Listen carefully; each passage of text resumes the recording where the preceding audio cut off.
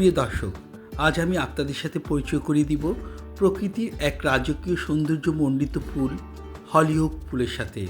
এটি আমাদের দেশে হলিহক নামেই পরিচিত, আর ভারতে এটিকে বলা হয় কুর্দু ফুল। এই ফুলটি প্রকৃতির এক অনন্য উপহার। এই ফুলের বৈজ্ঞানিক নাম অ্যালিসা রোসিয়া।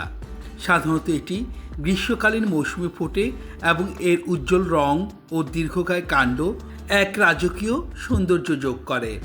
এই ফুলের গাছের বিশেষত্ব হলো এটি 5 থেকে 8 ফুট পর্যন্ত লম্বা হতে পারে। গোলাপি, লাল, বেগুনি, সাদা নানান রঙের হলিহক বাগানে এক স্বর্গীয় আবহ তৈরি করে। হলিহক শুধুমাত্র সুন্দর নয়, এটি বিভিন্ন ঔষধি গুণে সমৃদ্ধ। প্রাচীনকালের এই ফুলের পাতা ও মূল দিয়ে বিভিন্ন ওষুধ তৈরি করা হতো, এমনকি এটি ত্বকের যত্নেও ব্যবহার করা হয়। এর পাতার রস পেটের কোষ্ঠকাঠিন্য দূর করে। এটি সূর্য আলো পছন্দ করে এবং ভালোভাবে বেড়ে ওঠার জন্য উর্বর মাটির প্রয়োজন হয়।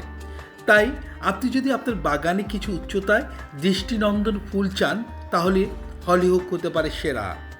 প্রকৃতির এই অপরূপ সৃষ্টি শুধু সৌন্দর্যই নয়, এটি আমাদের পরিবেশের জন্য দারুণ উপযোগী।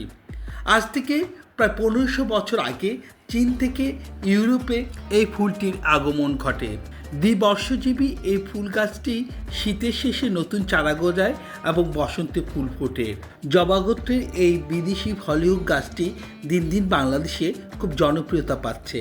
প্রিয় দর্শক, হলিহক ফুল নিয়ে আমার গল্প আজকে এই পর্যন্ত। আপনাদের সাথে আবারও কথা হবে অন্য কোনো ফুল নিয়ে, অন্য কোনো জায়গায়। ততক্ষণ পর্যন্ত ভালো থাকুন, সুন্দর থাকুন, সুস্থ থাকুন। আসসালামু আলাইকুম।